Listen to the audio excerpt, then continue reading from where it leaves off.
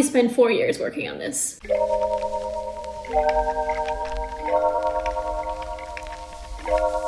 Hey guys, welcome to my channel. Welcome to this very special day because I picked up my bachelor's degree this morning. What is this? Oh, it's just my bachelor's degree. I only spent 4 years working on this. Unfortunately, my graduation ceremony wasn't really what I expected it to be. Because of COVID-19, we couldn't really have a proper ceremony and a party, and basically it was just me and a teacher asking me to sign some papers.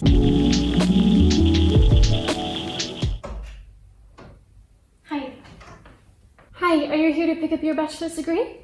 Yeah, I'm here to pick up my bachelor's degree. Perfect. If you could just sign it, then you can leave already.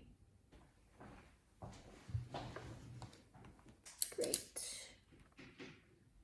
Good luck with your future. Anyways, I am now the proud owner of a Bachelor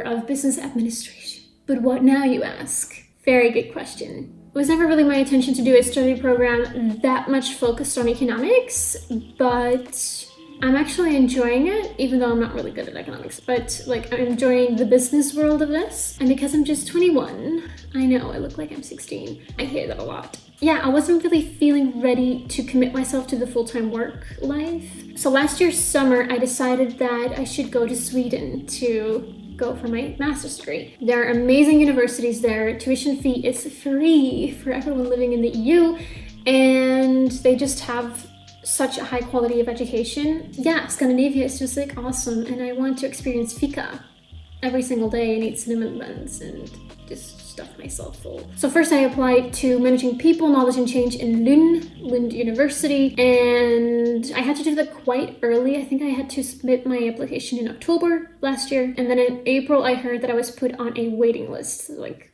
yeah, so what now? But then through a friend, I found out that in Malmö, so at Malmö University, there's an awesome master's degree called Leadership for Sustainability. I mean, that's just me, right? I applied for that. And again, I was put on the waiting list, unfortunately. But in the meantime, I had created a plan C or D, I'm not even sure where we're at this point. And I had applied to a university in the Netherlands. I didn't really want to continue my studies here in the Netherlands, but I was just not accepted in Sweden. So I had to do something. I also have considered working anyways, like full-time, but then with the COVID-19 situation, I'm like, is there really someone looking for me? Because I'm not that special yet. I mean, obviously you know that I am, but do they know when they read my CV? There's just something in my eye. But back to the Netherlands. Because I have been put on a waiting list twice already, I didn't want to risk being put like on a waiting list or just not being accepted at all in the Netherlands. So I decided to apply for not just one master program, but 4. So in the end, I applied to international management, marketing management, and business communication, digital media, and something else that I don't really remember. I was accepted to 3 of the 4 master programs here because one of the 4 required me to have a 7.5 as a GPA, and I had a 7.4. And unfortunately, I am not going to do a GMAT test because 1, I don't have the time, 2, it's going to cost a lot of money, and 3, I suck at maths. I just cannot count and well, I can count, but I can't calculate. So that would just be a waste of time and money. I was accepted to those other 3 anyways. So this week, the pre-master for one of those 3 has started. So far, it's just been a lot of informational sessions because like, how does their system work? How do the exams work now that everything is online? I'm very curious. I don't really know what to expect yet. My expectations are also not that high. I have a few friends who have done the pre-master, and they all said that it was very tough and that you basically don't have a social life for 6 months because the pre-master lasts 6 months and then there's a master for a year. Do you want me to explain the entire school system in the Netherlands? Because it's pretty difficult. I'll just quickly try to recap the entire school system of the Netherlands. Basically, at high school, there are different levels. I did the second highest level.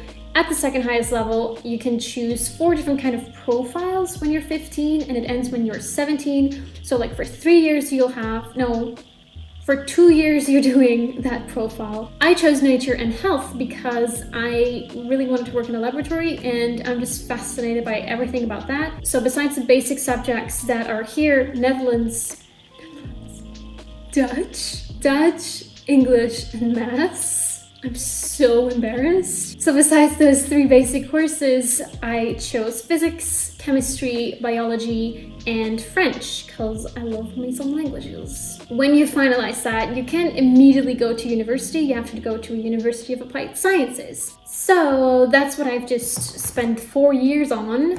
All of the practical experiences that this University of Applied Sciences has given me. And I met so many cool people. And because I have only obtained this bachelor at a University of Applied Sciences, I cannot immediately enroll at a university program, master level. I have to do pre-master, and that, my friends, is where we're at right now. When I have hopefully successfully finished this half year of pre-masters, the master will only take a year, and for which I have to write a thesis again. You don't have to immediately start your master after you've obtained your pre-master. So right now what I'm thinking of is maybe do those 6 months or semester of pre-master and then do that year of master. But it depends on like where the world is going, because if COVID-19 is getting more extreme, then I can travel, and that's something that I want to do in those 6 months. So I'll just share my ideas with you in case you're interested. I have family in New Zealand, shout out to you if you're watching, and I've never been and I would love to visit them. I have met them before and that's why I want to visit them and see where they live. New Zealand is just an amazing country.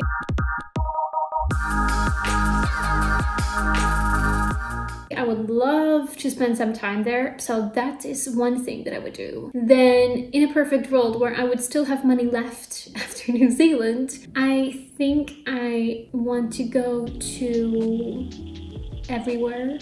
So I have never been outside of the EU. I do have a passport, but all the countries that I would like to visit are super expensive. But I would like to go to Japan. I would like to go to Korea. I would like to go to India because I love Indian food. I would love to go to South Africa. I would love to go to Ireland again because I love Ireland. I would love to go to Sweden. I still want to go to Sweden. Like, I have a kind of love-hate relationship with Sweden right now because they put me on the waiting list twice, but fika and cinnamon rolls. But maybe I will just immediately do my master after my pre-master. But yeah, who knows? Who knows what the future might bring. This is quite a different video than what I have posted before, but I wanted to do something a bit more light, a bit more funny than the 2 past quite serious or relatively serious topics. And when I had picked up my diploma today, I was like, I need to make a video out of this because it was quite sad that it was just so simple. So to recap my life, initially I thought I would work in a laboratory or do something more in neuropsychology. I decided that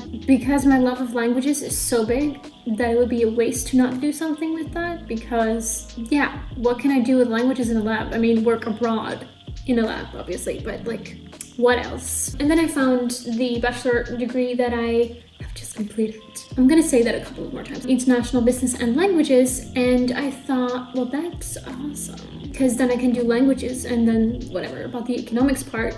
Well, that economics part turned out to be much bigger and much more important in the study program than I thought, which is, I mean, duh. And here I am. I'm currently actually really interested in the business life, and I'm reading, as you know, so many books about business as well. I just really enjoy the communication part of business. Even though I did enjoy the past summer just working basically every single day, I'm still happy that I'm gonna go to university now, because I can say that I've been to a university. I mean, in the Netherlands, that's a big deal, like a University of Applied Sciences or a university. These are 2 different things here. So I can say that I've been to one, even though for now it's gonna be online, and hopefully I'll find a job when I have finished this study program. So if you're in high school right now, if you're about to start a university degree, if you have already finished a study degree and you're like maybe 45, do something that you really enjoy. That's kind of what I try to say with this as well, besides mocking my graduation ceremony. It's just so important that you like what you do and that you believe in what you do, because like why else are you doing this right now then? So thank you so much for joining me. Don't forget to subscribe and like this video. Now let's see what is actually in here because I haven't even opened it myself.